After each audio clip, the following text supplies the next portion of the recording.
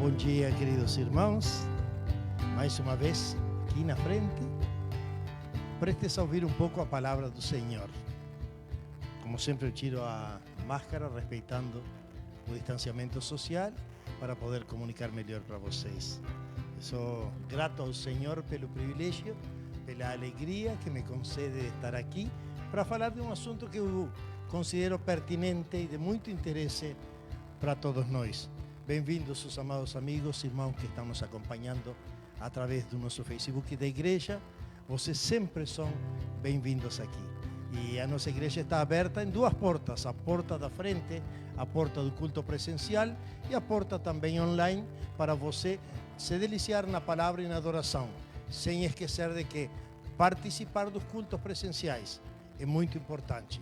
A igreja não pode se conformar nesta época com apenas ficar em casa participando de culto online, de modo que quando você tenha uma oportunidade, você venha até a igreja, venha até a casa do Senhor ou procure alguma igreja onde você possa presencialmente adorar ao Senhor. Esse é mais ou menos o legado que a igreja primitiva nos deixou, o legado de adoração, o legado de comunhão.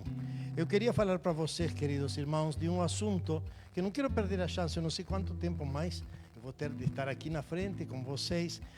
Ou seja, a gente não vai estar muito tempo mais aqui, talvez, mas queria deixar um recado que para mim é de extrema importância, algo que eu considero de valor, de importância para a igreja.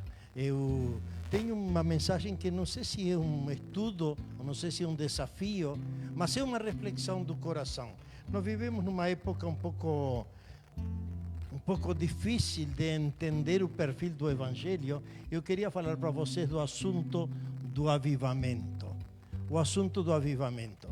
Para iniciar isso, eu não vou usar os textos, exceto como talvez uma plataforma, uma base, para a gente entrar dentro do assunto. No livro de Atos, capítulo 2, vocês conhecem mais ou menos o relato do início da entrada da operação do Espírito Santo na Terra, certo? Quando o Espírito Santo entrou a habitar presencialmente, permanentemente, definitivamente na vida dos cristãos. Atos capítulo 2 nos relata a vinda do Espírito Santo de uma forma extremamente espetacular, peculiar, porém única e exclusiva. Foi única.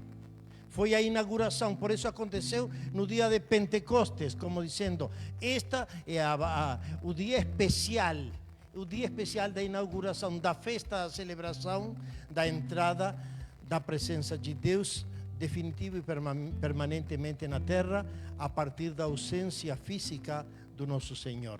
Foi aquela promessa que o Senhor tinha dado antigamente para os discípulos, dizendo: vocês fiquem em Jerusalém, não comecem a testemunhar, nem tentem viver a vida cristã de uma forma eficaz antes de serem revestidos pelo poder do Espírito Santo. Foi para eles, foi uma promessa para aqueles 12, para aqueles 120, ou no máximo para aqueles 400 que estavam acompanhando, 400 ou 500 pessoas que estavam acompanhando o Senhor no momento em que ele foi elevado até os céus. Você conhece o relato. Ele tem características especiais, ele tem um evento, um episódio milagroso, diferenciado, irrepetível, porque não precisa ser repetido, entende? Não precisa acontecer de novo. Não que seja impossível que aconteça, mas não obrigatoriamente precisa acontecer. Eu estou falando do Pentecostes. Mas também eu queria usar o versículo esse de Abacuque, capítulo 3, versículo 2, que está aí também no slide. Abacuque, capítulo 3, versículo 2. Eu ouvi, esta é uma canção, uma música do profeta Abacuque, ele diz: eu ouvi, Senhor, a tua palavra e temi. E aí a oração dele é a seguinte: aviva, ó Senhor, a tua obra no meio dos anos, no decorrer dos anos, no meio dos anos, faça-a conhecida, na tua ira lembra-te da misericórdia. Esse é o desafio da palavra de hoje. Eu queria falar para vocês um pouco a respeito de algumas interpretações do que é avivamento. Vivemos numa época onde provavelmente as pessoas não entendem de forma correta o que é um verdadeiro avivamento. Na história já houve vários avivamentos, poderíamos dizer dezenas de avivamentos históricos. Nós podemos partir de talvez da reforma mesmo, não? Aquele avivamento que houve na igreja a partir da reforma de Lutero, com os outros reformadores, João Calvino, etc. E depois aconteceram diversos movimentos missionários. Houve muitos movimentos missionários característicos destacados, como aquele movimento de Wesley, na Inglaterra, na Escócia e na Inglaterra, na Grã-Bretanha, que deu origem a um grande movimento do Espírito Santo, onde centenas e milhares de pessoas eram convertidas pelo poder de Deus. Diz o relato histórico que as pessoas andando na rua caíam de joelhos, tocados pelo Espírito Santo de Deus. Daí surgiu a Igreja Metodista, certo? Mas houve outros. George Whitefield foi um grande pregador. Houve outro avivamento por conta dele. Nos Estados Unidos, Jonathan Edwards fez uma grande revolução, foi um grande pregador e acontecia exatamente o mesmo. Diz que Jonathan Edwards estava pregando e as pessoas passavam na rua. Que lindo! E eram tocados pelo Espírito Santo, entende? E caíam lá onde estavam, tocados pelo Espírito Santo de Deus, lá nos Estados Unidos. E depois temos outro monte de nomes. Houve um avivamento que produziu um grande desafio missionário, um movimento dos moravianos ou moravos. Houve um tal de Conde de Zinzendorf que mandou um grupo de missionários e houve homens que se dedicaram a fazer missões com o poder do Espírito Santo numa época em que a igreja estava se acomodando. Homens tão revolucionários que chegou a haver na história dois rapazes que se venderam como escravos para ir na Morávia. Se ofereceram voluntariamente para serem comprados de escravos. Eles eram livres, moravam na Europa. E eles pediram, por favor, queremos ser comprados como escravos para ir lá para pregar. São coisas lindas, são coisas muito bonitas do mover do Espírito Santo. Isso originou grandes avivamentos. E a partir daí, então, nós temos Guilherme Savonarola, George Mueller, Jean Hus, que fez um grande movimento, Knox, David Brainerd, David Livingstone, grandes homens de Deus. Houve um monte de homens que produziram avivamento. Curiosamente, tudo isso aconteceu até o século XIX. Após o século XIX, não houve grandes avivamentos. A igreja entrou num declínio. A igreja entrou a parar. A igreja se expandiu e usando um monte de recursos das mídias sociais, etc., parece como que se acomodou e confiou demais nisso e deixou de confiar nos elementos básicos, essenciais, poderosos do Espírito Santo para os grandes avivamentos. Entende? Outra coisa curiosa que o pessoal associa avivamento com avivacionismo ou com oba-oba, Alguns usariam a palavra, sem querer ser discriminativo, pentecostalismo. Entende? E pensa que avivamento é gritar, é pular e tudo isso, esquecendo de que o pentecostalismo surgiu no ano 1906. 1906, aí foi inaugurada a era do pentecostalismo, ou seja, as igrejas pentecostais são novas, têm 100 e poucos anos. Entende? Em 1800 e pouco houve uns pregadores que revolucionaram um pouco a forma de culto, mas todo mundo associa hoje em dia, e eu não quero falar de denominação aqui, eu quero falar de ênfase, entende? Da ênfase que pode produzir um avivamento. O pessoal hoje pensa que avivar é botar uma placa na igreja, mudar a placa e dizer, Igreja Metodista Renovada. Agora sim. Como que fosse tão fácil, ou mudar a liturgia do culto, e aí então trazemos um pregador bem empolgado que nem eu, e daí então tá resolvido. É muito mais do que isso. Avivamento é algo muito mais profundo, muito mais espiritual, muito menos superficial, e até diria muito menos carnal, porque hoje o avivamento é focado a partir de muitas motivações carnais, e não motivações geradas pelo Espírito Santo. O primeiro avivamento surgiu em Pentecostes. Aí nós temos a origem do grande avivamento da igreja. Homens e mulheres tocados pelo Espírito Santo que se dispersaram, a famosa diáspora, se dispersaram pelo mundo e deram a base, as colunas da igreja cristã.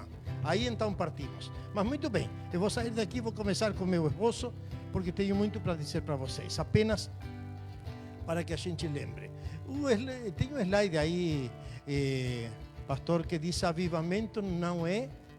Talvez o próximo, onde tu vas, a ver? Avivamento não é cair na igreja e sim ficar de pé fora dela. O que quer dizer este negócio? Para mim, sabe o que significa? Que avivamento não é aquilo que hoje se fala, quando tem um culto, foi abençoado, caíram as pessoas no chão, outros falaram em línguas, outros davam pulos desta altura, e se você entra no YouTube, às vezes eu tenho vontade de rir. É uma piada as coisas que a gente vê. A gente vê homens fazendo espírito de borboleta, o espírito de cobras rastejando, e outros, qualquer coisa, dá raiva, porque eu sinto vergonha alheia, sinto vergonha de dizer que sou evangélico e seguir todas essas doideiras de pessoas enfermas, quase esquizofrênicas. Na desculpa do Espírito Santo. E pensa que isso, que avivamento é isso. Toda coisa estranha e esquisita que acontece na igreja, eu sou tocado pelo Espírito Santo. E como o Espírito Santo está agindo dentro de nós, mas ele não fala pontualmente para ninguém, a culpa é do Espírito Santo, entende? Para justificar um monte de burrices antibíblicas, ou no mínimo extra-bíblicas, porém sem nenhum fundamento na palavra e especialmente sem nenhum propósito para a vida. E o pior, sabe o que é? Que essas pessoas muitas vezes não ficam em pé fora da igreja. São avivamentos que acontecem dentro dos cultos, mas lá na rua são pessoas carnais, pessoas quase mundanas, muitos deles não convertidos. E desculpem que seja tão grosso, muitas pessoas não convertidas que fazem um baita de um show no meio de um culto, e quando chegam na rua são pessoas que têm uma conduta péssima, que não demonstram a Cristo em nada. E cristianismo significa, você sabe o significado da palavra cristianismo. Um cristão é um pequeno Cristo. Essa é a tradução. Pequenos Cristos. Um Cristo em ponto pequeno. E eu não vejo Cristo muitas vezes nada nessas pessoas. Às vezes pessoas cheias de carnalidade, mundanos e até inconversos, que não permanecem em pé, porque essa é outra coisa. Uma pessoa tocada e cheia do Espírito Santo é uma pessoa perseverante. Perseverante até o fim. Perseverante que nem aqueles apóstolos que estavam no Pentecostes, que presenciaram a vinda do Espírito Santo, a inauguração da era do Espírito Santo na terra, e que foram perseverantes até o martírio, e 99% deles morreram de morte sacrificial, morreram por causa do sofrimento do Evangelho, crucificados, judiados de todas maneiras. Vocês conhecem um pouco a história dos mártires da igreja. Entendem? Isso é avivamento. Por isso eu quero tocar todos esses conceitos apenas para introduzir. Eu vou falar um pouco do que não é um avivamento, o que realmente é avivamento. Primeiro slide. A definição. Avivamento. O que é a definição de um avivamento numa igreja? Realce, ato de avivar, isso que diz o dicionário. É despertar, é realçar, é reanimar, é cobrar ânimo. É realmente ficar com o entusiasmo dobrado, é ter força e energia quando muitas vezes a nossa carne ou as circunstâncias dizem não, fica em casa, não faça, não vá, não ora, não lê a Bíblia, não fala de Jesus. De dentro para fora, uma revitalização produzida pelo toque do Espírito Santo de Deus. Irmãos, eu coloquei 2 pontos aqui a partir de 2 frases. Primeiro, o avivamento deveria ser o normal da igreja. Chegaste aí, Danilo. O avivamento deveria ser o normal da igreja. E coloquei uma frase aqui que diz: avivamento significa a obra de Deus restaurando uma igreja de maneira incomum. Porém, esses são os padrões que o Novo Testamento estabelece como inteiramente comuns. Ou seja, o normal da igreja seria viver num permanente avivamento. O normal da igreja seria vivenciar aquilo que vivenciou a igreja primitiva do livro de Atos. Você lembra de Pedro e João? chegando na hora da oração na igreja, e tinha um coitado lá que dizia, me dá uma esmolinha. E o que foi que respondeu Pedro e João? Não tenho dinheiro, desculpa, nem um trocadinho no bolso, não tinha nem bolso para ter dinheiro. Não tenho dinheiro, eles eram pobres. E, mas eu tenho uma coisa para te dar. O que foi que deu? Poder. Poder do Espírito Santo. Em nome de Jesus de Nazaré, levanta-te e anda. Você tem alguma coisa para dar para as pessoas que não seja dinheiro? Tem algo de Deus para dar para as pessoas?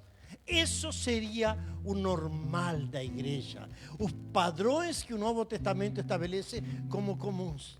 Foi normal para eles fazerem prodígios e sinais. A Bíblia diz que a igreja primitiva cresceu não a partir de cultos, sequer a partir de pregações. Diz que eles viviam uma vida tão diferente em comunhão, em amor, compartilhando tudo, se amando, se apoiando tanto, que as pessoas de fora ficavam tão impressionadas de ver essa diferença que queriam participar do grupo. E o Senhor acrescentava 3.000 e 5.000, assim, pá! Que coisa linda! E hoje a gente já reventa todo, gastando dinheirão para fazer programinhas bonitos e convidando todo mundo e usando todas as mídias e os recursos possíveis para que as pessoas venham na igreja e, por favor, a ver se conseguimos aumentar, dobrar a nossa membresia. E não estou dizendo que seja ilegal, mas o normal seria que o poder do Espírito Santo produzisse o efeito da mudança e da salvação nas pessoas. Poder do Espírito Santo. E aí então, obra de Deus restaurando. E o segundo avivamento pode acontecer de forma individual. Uma das desculpas é dizer, a igreja é fria, eu estou quente. O avivamento primeiro começa por pessoas. Dificilmente, quase nunca aconteceram avivamentos como em Pentecostes, onde 120 foram tocados pelo Espírito Santo. Normalmente os avivamentos começam por uma pessoa, por um grupinho pequeno, que começa a buscar comunhão com Deus, a buscar o poder e a graça do Senhor e a se quebrantar em oração e em humilhação, confessando os seus pecados, e daí então vem o avivamento, entende? Ou seja, o avivamento, a espera de um avivamento geral não é desculpa para não desfrutar de um avivamento pessoal.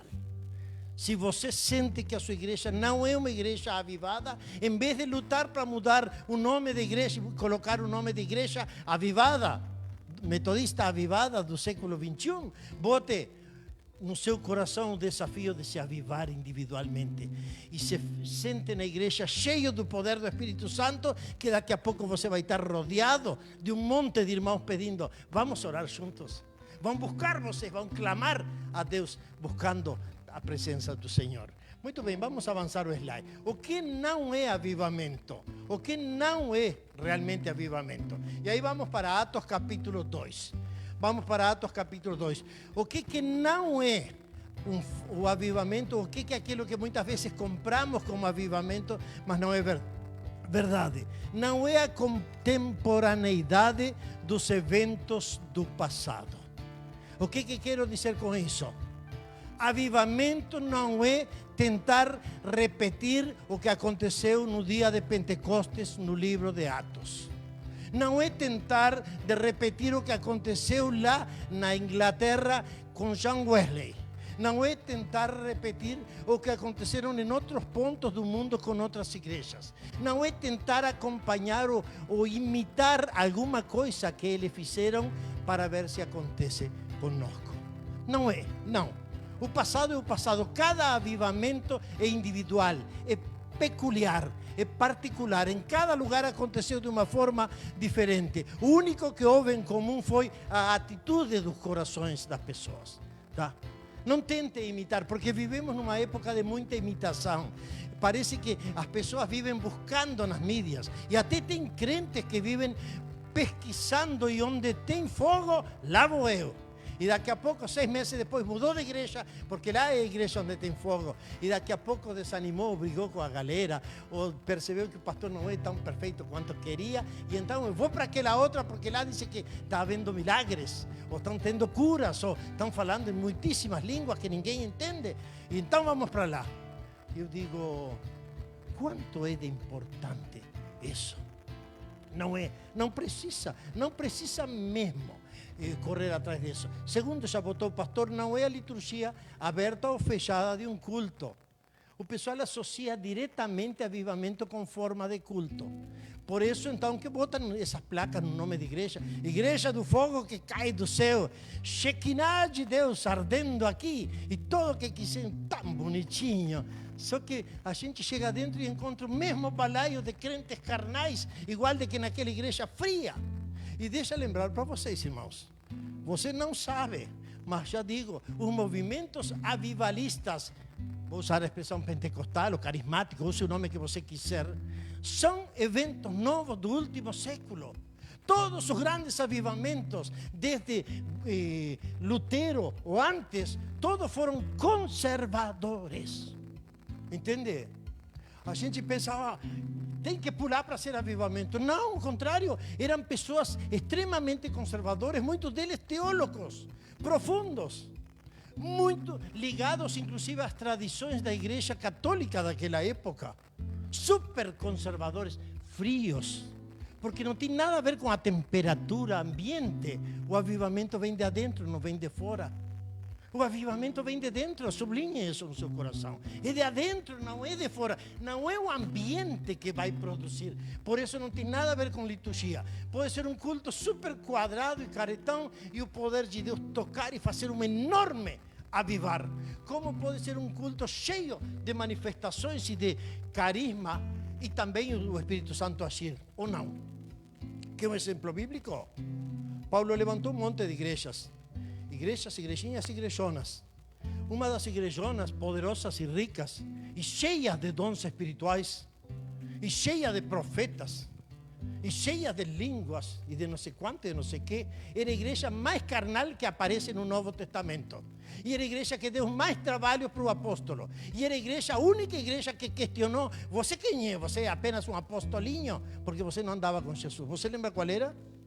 A igreja de Corinto. Eu diria a pior igreja daquela com a qual Paulo precisou lidar. E era uma igreja cheia de tudo aquilo. Porque não tem nada a ver com forma, com liturgia, com dons espirituais, com carismateia, que seria manifestações carismáticas. Tem a ver com a atitude do coração dos crentes. Vamos para o terceiro conceito, então. Não é uma liturgia aberta ou fechada de um culto, e não é a presença de sinais ou milagres na igreja. Tem gente que pensa que vai buscar uma igreja boa, vai buscar uma igreja abençoada, vai buscar uma igreja cheia de Deus, buscando uma igreja que faça milagres. E daí então aparece reverendo, super sacrosanto, poderoso profeta que ora e cura. E aí todo mundo vai atrás. Muitas vezes essa pessoa, lamentavelmente, o único que tem é título. Muitas vezes é nome, orgulho, vaidade. Elogios de homens, porque Deus não gosta de dar títulos para ninguém. O apóstolo Paulo dizia que não queria nem aparecer como apóstolo. Era um cara humilde, e os outros apóstolos também. Mas hoje em dia, qual que é a maior honra e mérito? Às vezes a gente vê campanha grande cruzada de curas e milagres. O primeiro que aparece nesse cartaz aqui que é a foto do cara. Eu pergunto, para que precisa aparecer a foto do cara? Ele não é político famoso, ele não é um artista à TV. Se for um artista, um jogador de futebol que se converteu, até pode usar a imagem para motivar, para que o pessoal associe. Mas se não sei ninguém conhece ele, para que precisa da foto? Entende? Parece ser parte da época. É o espírito deste mundo afetando os valores e até a visão da igreja. E aí então, o que se bota no cartaz? Milagres e curas, e prodígios, e sinais. E a gente pergunta, e pregação? E a palavra? E o ensino? Isso não aparece porque isso não chama atenção. Isso não vende. Entende? Isso não vende nada. E parece ser que o centro do evento, do avivamento, precisa ser milagres ou sinais. A Bíblia, o Senhor falou, e estes sinais seguirão. O que significa seguir? Vem por trás daqueles que fossem cheios do Espírito Santo e que falassem do nome do Senhor. O Senhor usou os milagres, os prodígios e os sinais, não como meio de autopromulgação. Todo o contrário, o Senhor, a maioria das vezes, o que dizia quando fazia um milagre e sinal: não fale para ninguém. Mas, não, por favor, tenta manter em silêncio isso. Mesmo assim, quando é verdadeiro, as pessoas de fora um dia percebem e vão atrás. Mas não é dizer, vou promover o milagre como canal de evangelização, como meio para salvar. Está errado. O Senhor centrou o seu ministério em duas ênfases e foi apoiado por um terceiro. A principal ênfase do ministério do Senhor foi o ensino. Ele ensinou. Ele fez o grande sermão da montanha, ensinando os valores do reino. O segundo foi a pregação. Chegou um momento em que ele se parou perto daquela fonte, no dia de Pentecostes, não sei quanto, no outro dia da festa dos tabernáculos, e então o Senhor diz: eu sou a fonte de água viva. Aquele que vem a mim, venha e beba e seja salvo e não vai sentir. Isso se chama pregação, tá? Ele pregou para a mulher samaritana e falou do mesmo assunto da água. Entende? Segunda ênfase.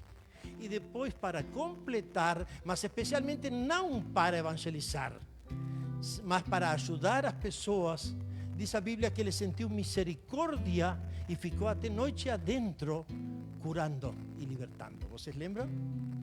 O Senhor não fazia milagres e sinais para evangelizar. É mentira e um engano tentar fazer campanhas de milagres ou de curas. É antibíblico.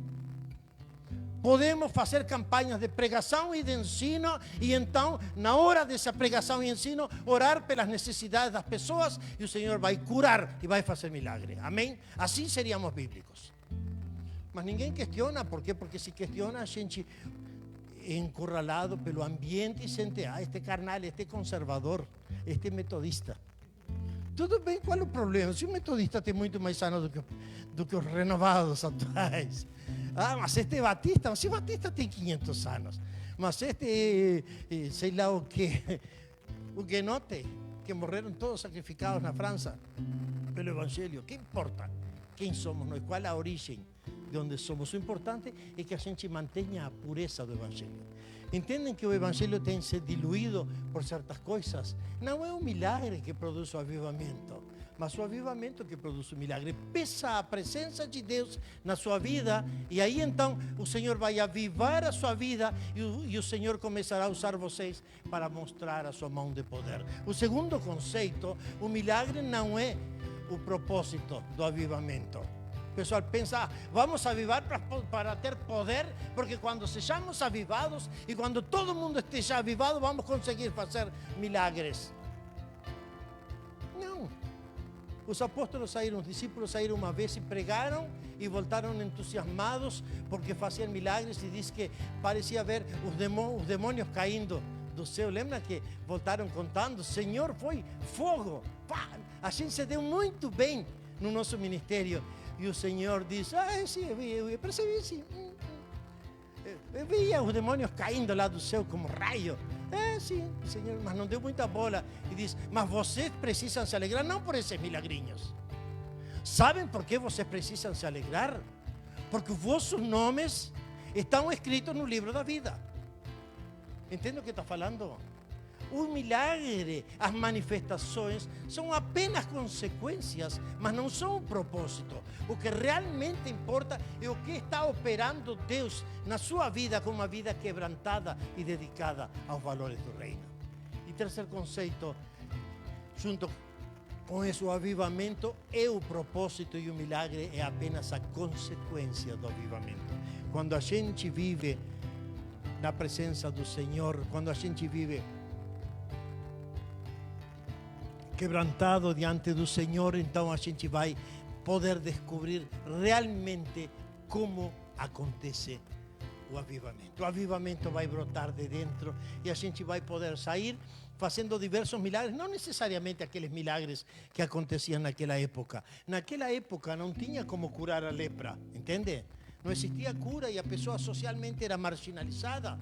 e ficava que parecia um cachorro morando lá fora da cidade. Não tinha nenhum remédio para a lepra. Hoje em dia a lepra é uma das doenças mais comuns. Eu estive falando com minha filha ontem, esta semana, antes de ontem acho, e ela estava fazendo estágio justamente em dermatologia, no hospital de clínicas em Florianópolis. E ela disse: estou surpreendida da quantidade de pessoas que têm hanseníase, que é lepra, não? É uma barbaridade. São muitíssimas.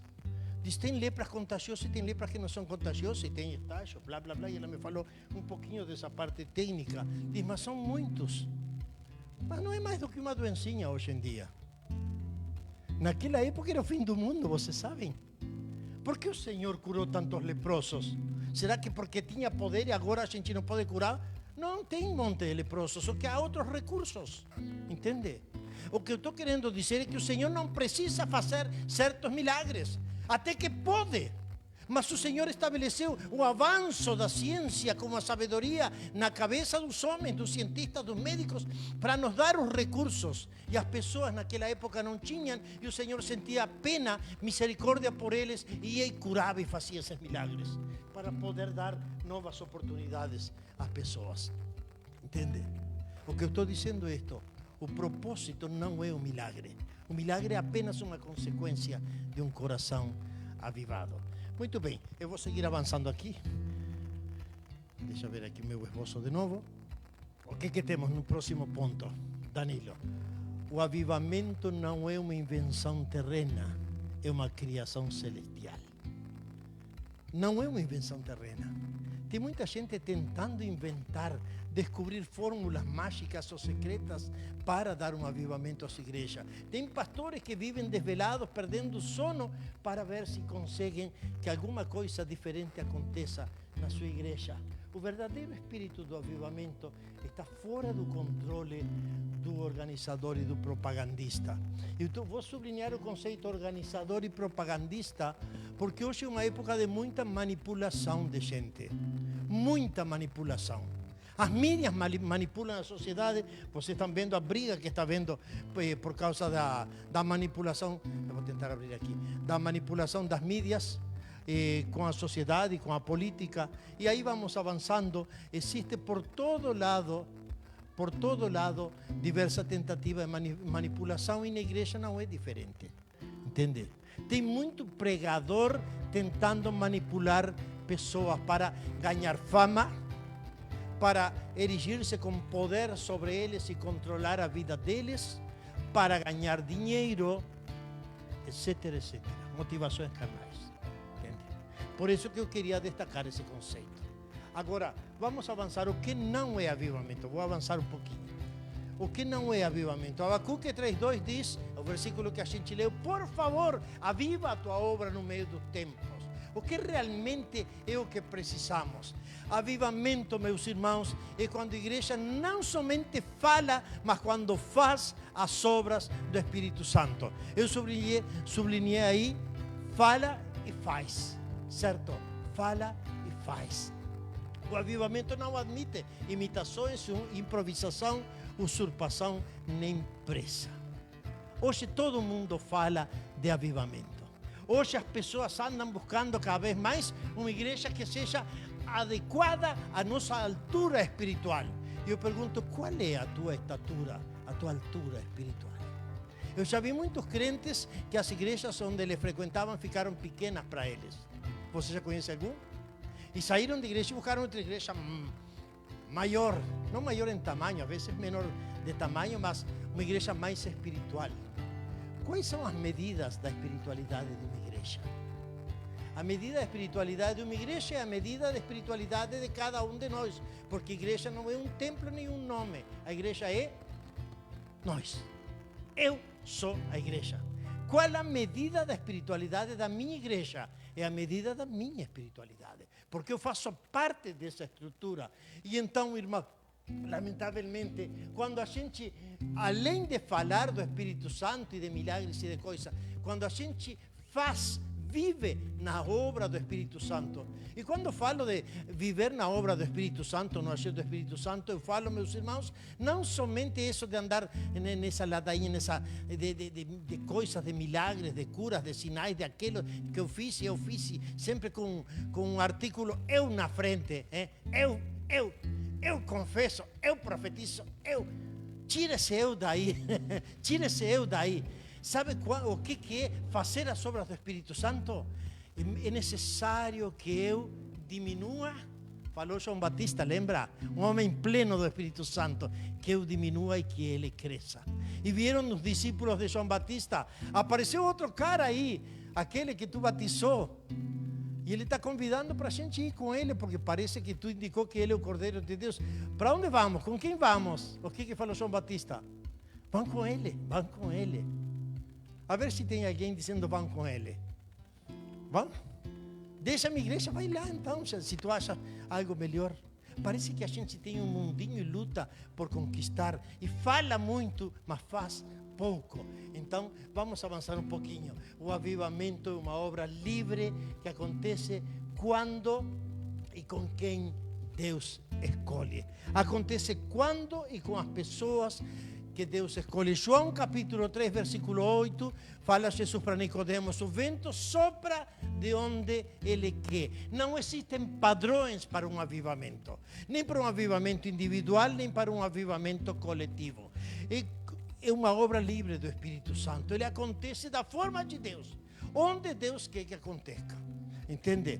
Quando Deus quer que aconteça e na pessoa que Deus quer que aconteça. Depende muito de nós, de quanto estamos buscando, de quanto estamos entregues, mas isso depende exclusivamente de Deus. É livre, não tente encurralar o Espírito Santo a uma forma. Parece que a gente viu lá naquela igreja se faz isto e como consequência todo mundo pula e desce o fogo e tudo mais, e todo mundo tenta imitar aquilo.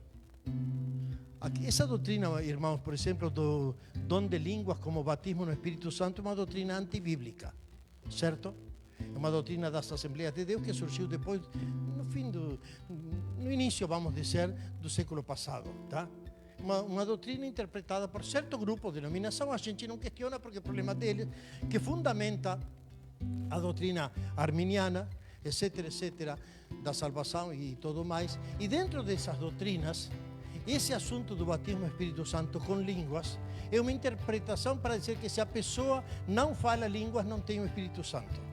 E está completamente contrário à palavra de Deus, que diz que quando uma pessoa recebe Jesus Cristo e é convertida, recebe o Espírito Santo inteiro, a pessoa do Espírito Santo. Tá? E depois a Bíblia fala de que a gente precisa ir enchendo, esvaziando das coisas, do lixo que tem dentro da nossa vida, para que o Espírito Santo vá enchendo. E daí então a gente vive a plenitude do Espírito Santo. Tá? Quando a pessoa se converte, a doutrina metodista e a doutrina bíblica, evangélica, vou dizer, é que o Espírito Santo entra e batiza a pessoa e dá o carimbo da salvação, recebe a arra, o selo da salvação, etc., etc. Essa é a doutrina bíblica. Só que tem grupos de origem pentecostal que acreditam de que não, que a pessoa entra e fica medio convertido, tá? Medio convertido. Tem crentes de duas categorias nos grupos desse estilo. Tem o crente batizado e o crente não batizado. Você nunca falou com alguém que... E você, é batizado ou não? Sim, nas águas. Não. Estou falando do Espírito Santo. Ou seja, João Batista falou: vão atrás dele porque eu batizei com água, mas ele vai batizar com o Espírito Santo e fogo. Ele é que batiza com o Espírito Santo. Ele é o Cordeiro de Deus. Entende? Agora, chega um momento em que as pessoas ficam na dúvida. Eu sou um crente de primeira ou segunda categoria. E tudo depende, sabe do quê? Se a pessoa fala línguas ou não. Se fala língua, primeira categoria. Se fala língua, segunda. Eu vou contar uma experiência nova, não, velha. Tem quase 40 anos. Eu era um pastor novato. Eu era co-pastor de uma igreja. Meu primeiro pastorado, eu tinha uns 18 anos. Co-pastor não era nem ordenado ainda ao pastorado. E tinha um irmão Carlos Araújo. Vou dizer o nome porque era lá no Uruguai. O irmão Carlos começou a frequentar uma igreja e conheceu o Senhor. Cantava muito bonito, o ministério de louvor muito bonito. E começou a frequentar a igreja. Um irmão abençoado e muito sincero, um irmão educado, professor, etc.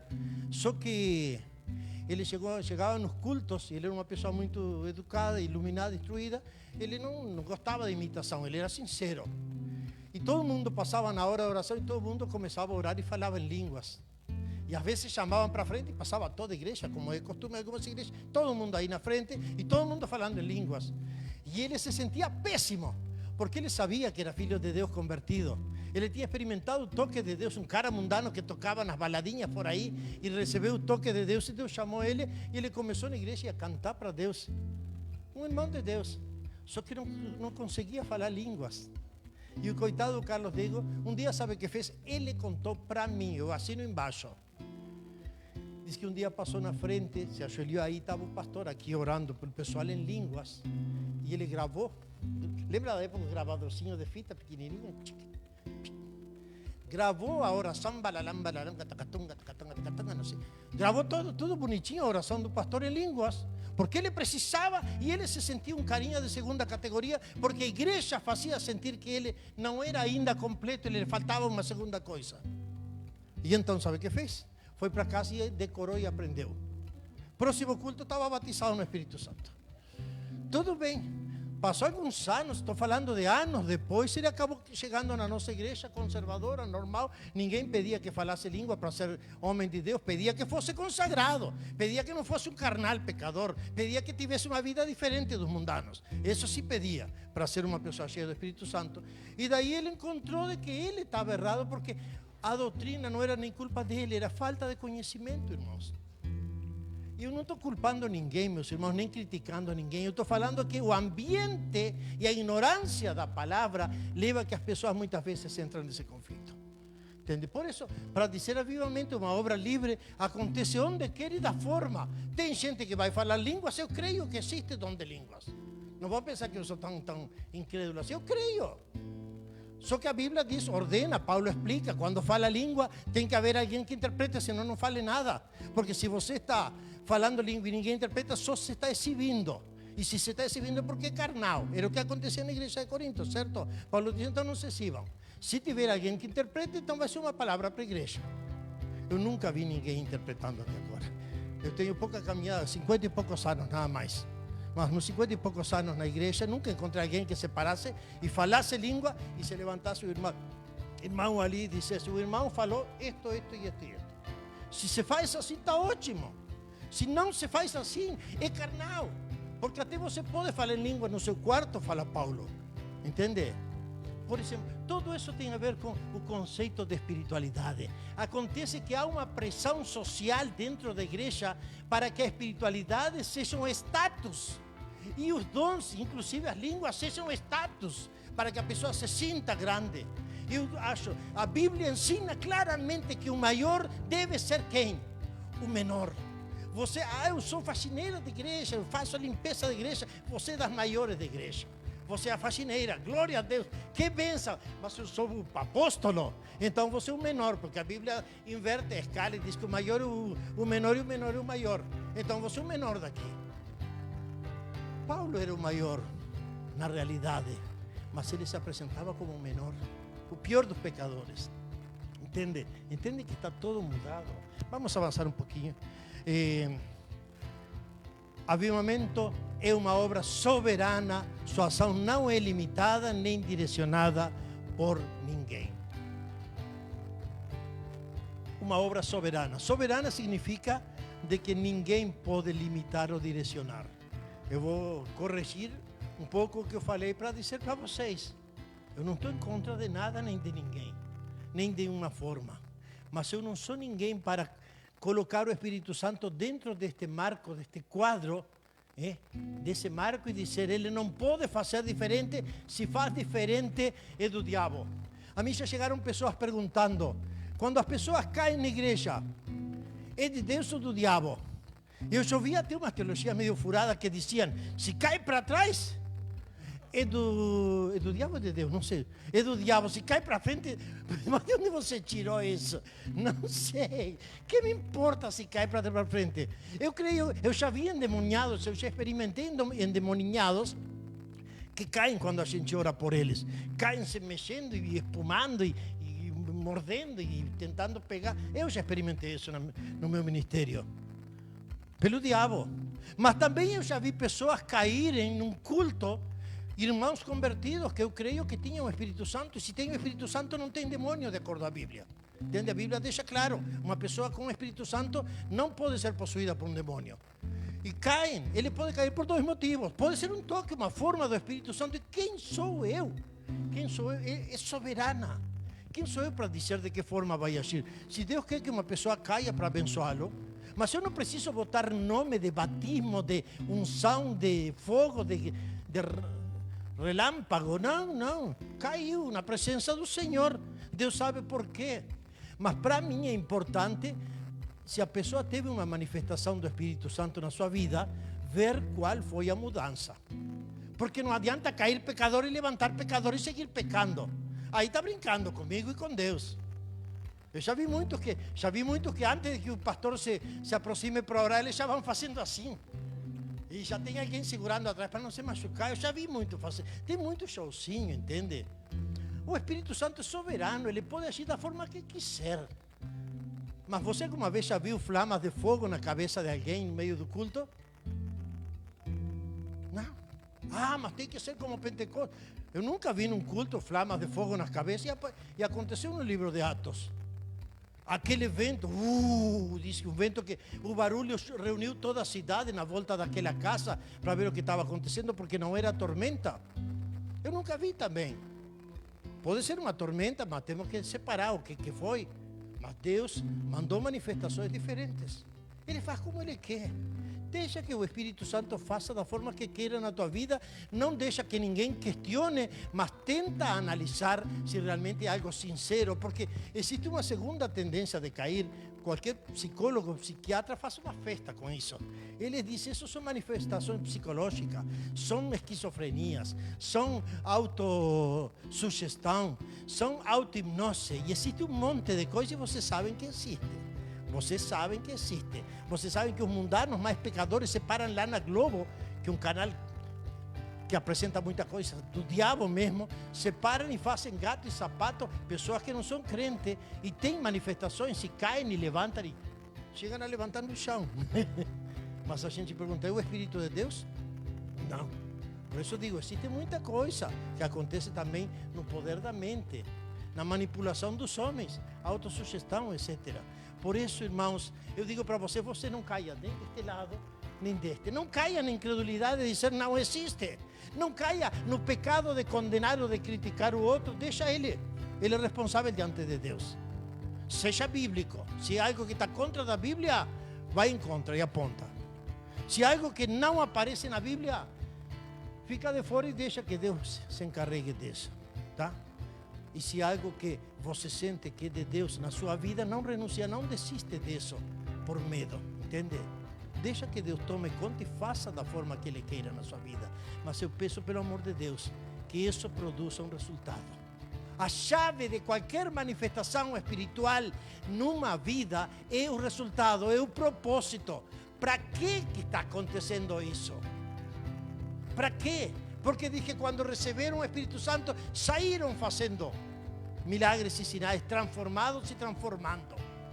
Uma pessoa que tem um monte de manifestações espirituais, que passa o tempo todo no meio do culto, mostrando manifestações espirituais, e lá fora anda falando qualquer coisa, vivenciando qualquer coisa, acreditando em qualquer coisa, seguindo qualquer um. Isso dá para questionar. Qual é a mudança que o Espírito Santo está produzindo? O Espírito Santo só produz mudança para melhor. Se não é para melhor, mata. Lembra de Ananias e Safira? Eles eram crentes, eles não eram mundanos, eram crentes da igreja. Só que o Espírito Santo veio para eles e disse, vocês erraram. E então que vão matar. E matou ele e matou ela. Porque não aconteceu uma mudança, eles não estavam preparados. Então levou eles à morte. Entende? Irmãos, a coisa é séria. Vamos avançar, pastor, senão não chegamos. Finalmente, avivamento é uma obra exclusiva do Espírito Santo, não admite imitações ou improvisação. E desculpe que eu bata sempre no mesmo ponto.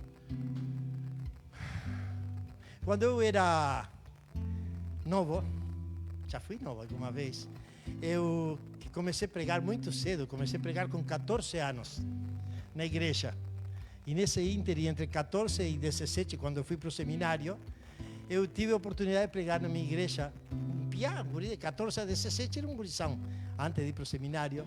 Eu era muito fã e imitador de Billy Graham. Billy Graham era o maior pregador do século passado, certo? Vocês ouviram bastante falar dele. Eu admirava mesmo, e vocês lembram como era Billy Graham? Ele se parava e pregava e fazia assim. Porque era um cara, e ele fazia assim porque estava diante de um cenário enorme com 500.000 pessoas, e claro, se ele não se para e não fala assim, nem vê quem é que está pregando lá na distância com binóculos. Não tinha todos os recursos da mídia da época de Billy Graham. E eu era tão fã de Billy Graham que quando eu estava tentando pregar, e claro, pregador novo, ensaia e treina. Eu lembro que eu treinava muitas vezes diante do espelho as minhas mensagens de Bíblia em mão, pegava a Bíblia. Eu queria ser Billy Graham pregando, eu queria ser como ele. Tanto admirava esse cara que tentava imitar até as poses dele para pregar. Depois digo, eu sou burro, eu tenho que ser Guildo. Eu sou eu, ele é ele, ele é o fera, eu sou o Guildo. Deixa para lá, entende? Mas estou usando esse exemplo para dizer que na vida cristã e no ministério, e especialmente no avivamento, tem muita gente tentando imitar outros. Tem igrejas tentando imitar. Aquela igreja cresceu e é por causa de que ele encontrou a varinha mágica do Espírito Santo. Busca a Deus. Se reúnam como 120 naquele aposento, naquela casa em Jerusalém, e clamem em obediência ao Senhor, dizendo: Senhor, tu prometiste que a gente não sairia enquanto tu não te manifeste. Pensam só isso. Não precisa imitar. Aquela igreja do pastor fulano cresceu um monte. Eu acho que deve ser por causa do método de células que se chama não sei quanto, MDA, MDF, MDP, não sei. O MD que botou. Deve ser esse. Não.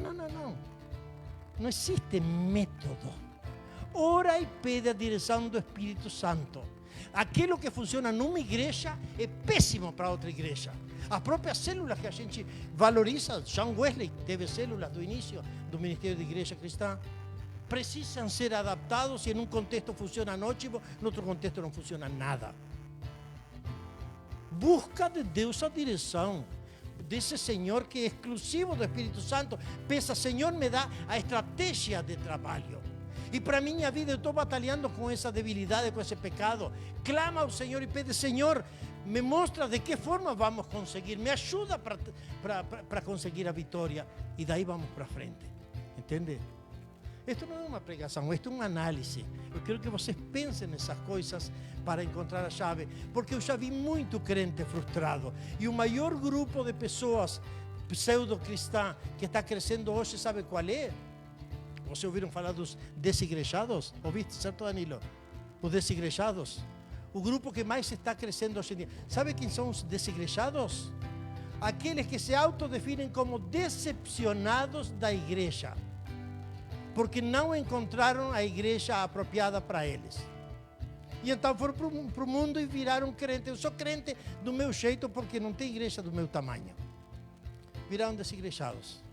Não deixem que essas coisas acabem frustrando você, porque quando você luta e pega um método, imita aquele, copia aquele, busca aquilo e não consegue, você acaba se frustrando e daqui a pouco vira um desigrejado.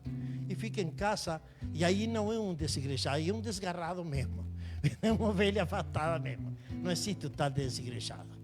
Entende? Muito bem, vamos avançar para não terminar. Meu computador se apaga sempre. Acontece o avivamento quando acontece. Que hora que é? Que hora que é, pastor? Quanto? 10:11. 2 minutos tem para pregar este ponto. Acontece quando Ele quer, como Ele quer, onde Ele quer, por meio de quem Ele quer. Ou seja, o Espírito Santo não depende de você. O Espírito Santo não depende do pastor Guildo, não depende do pastor Danilo. O avivamento que Deus vai dar na tua vida ou na nossa igreja, neste grupo pequeno nosso, vai acontecer de acordo com os parâmetros de Deus. É apenas você e eu nos colocarmos na brecha entre Deus e nós. E aí então tudo vai ser feito. Entende? Esse é o desafio que eu quero plantar para vocês. Que Deus faça a obra. Passa para o terceiro ponto rapidinho. O que acontece quando chega o avivamento? Você quer ver o efeito do avivamento? O verdadeiro efeito é este. Caem as barreiras de mágoas, ressentimentos, ódios, feridas e divisões.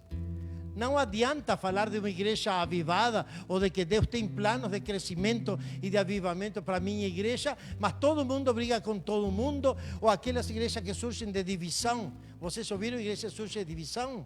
A maioria tem certos grupos que só crescem por divisão. Se levanta o fulano de tal lá, o Valdir lá atrás, desculpa Valdir que vou te saco exemplo, não é o caso, mas se levanta o Valdir e diz, eu não concordo e não gosto, e já briguei com o pastor e ele não afrouxa, e se ele não afrouxa eu vou embora e vou levar todo aquele que pensa como eu. Puf! E aí a gente diz, oh, mais uma igreja. Não, não é a forma do Espírito Santo. Isso é mais uma divisão, entende? Algo que surgiu doentio, surgiu de uma doença de coração. Ressentimentos, mágoas. Aí então fica na vida toda se cutucando e se criticando, e os crentes novos sendo afetados por isso, entende? Feridas e divisões. Segundo, surge a denúncia pública e confissão do pecado através da humildade e do quebrantamento. Quando realmente está acontecendo o avivamento, quando o avivamento vai se manifestar, então vai haver denúncia pública do pecado. A gente vai chegar para o irmão e vai dizer, irmão, eu sei que tu estás tendo uma vida dupla, tu precisas mudar. E a gente vai ter coragem de chegar para ele. E o Espírito Santo vai preparar o coração dele, porque não é em todo momento que a pessoa está preparada para ouvir. Vai preparar para que a gente chegue e fale e ele se quebrante diante do Senhor e mude de atitude. Entende? Denúncia pública e confissão do pecado através de humildade e quebrantamento. Aconteça um rompimento total e absoluto com o reino das trevas. Realmente, quando há um avivamento, a gente vive como filho de Deus. Vive em santidade.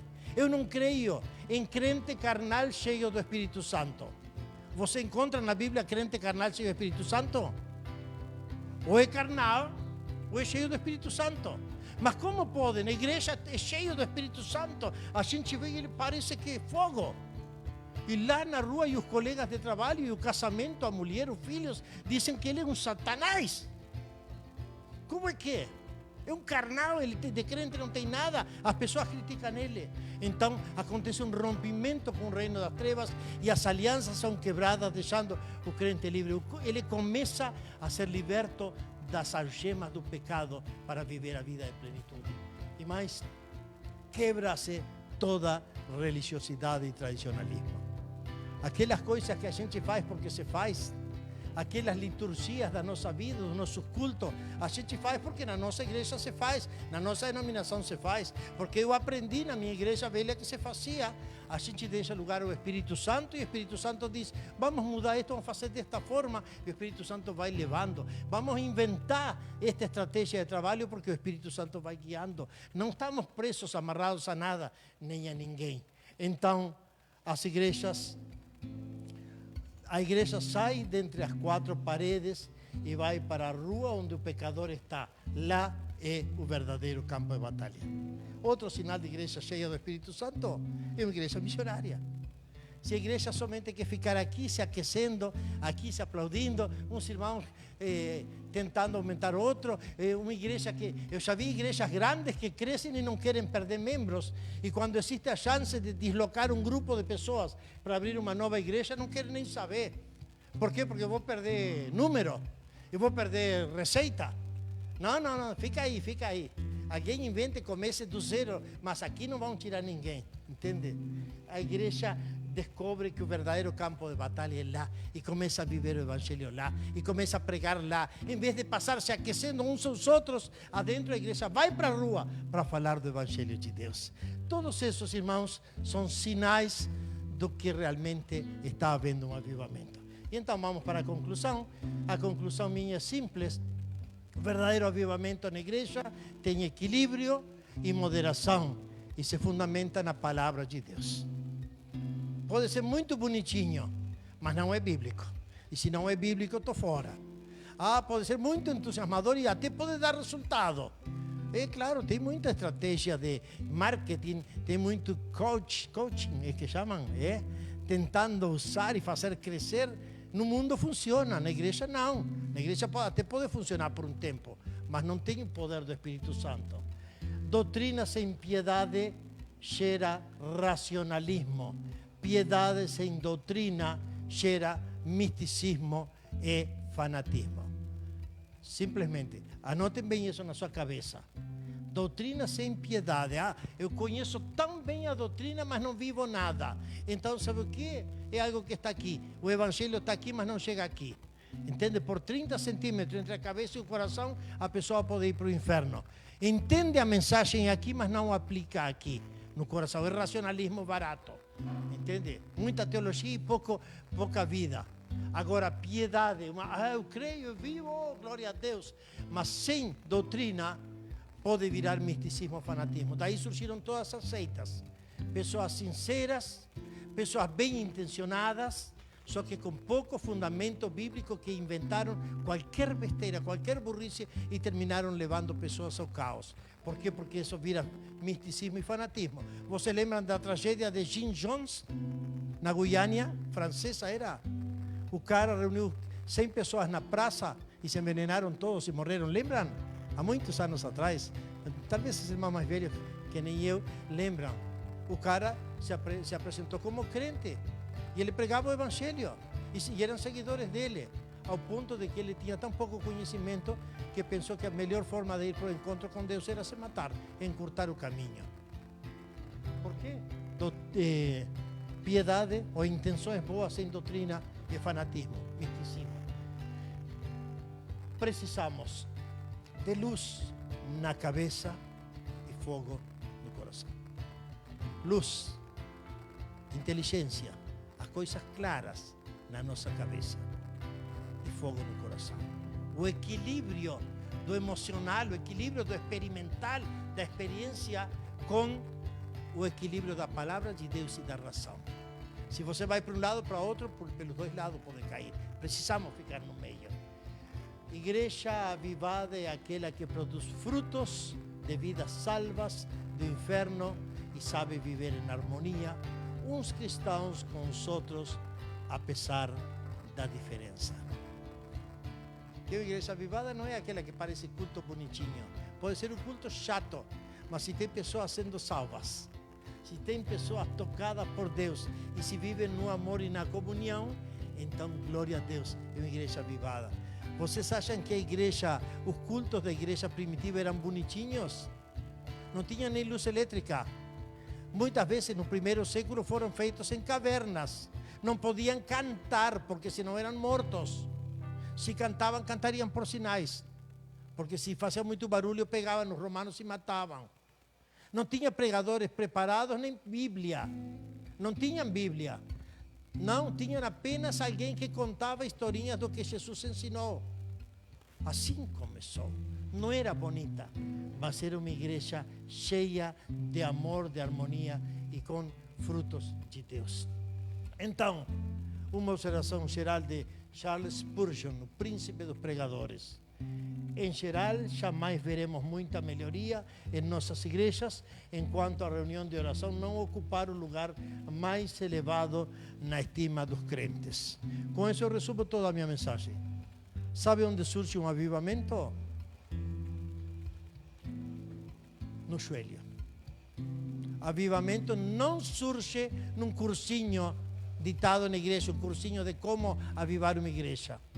Avivamento não surge nas aulas de um seminário ou de uma faculdade teológica.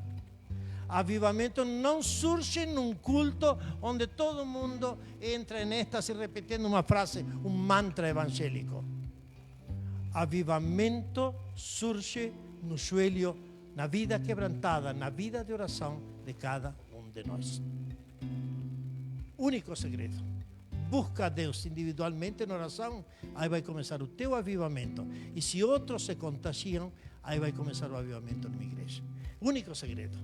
E então eu encerro dizendo, o avivamento, como comecei com esse desenho, certo? O avivamento começa em mim. Avivamento não é algo massivo, avivamento é algo individual.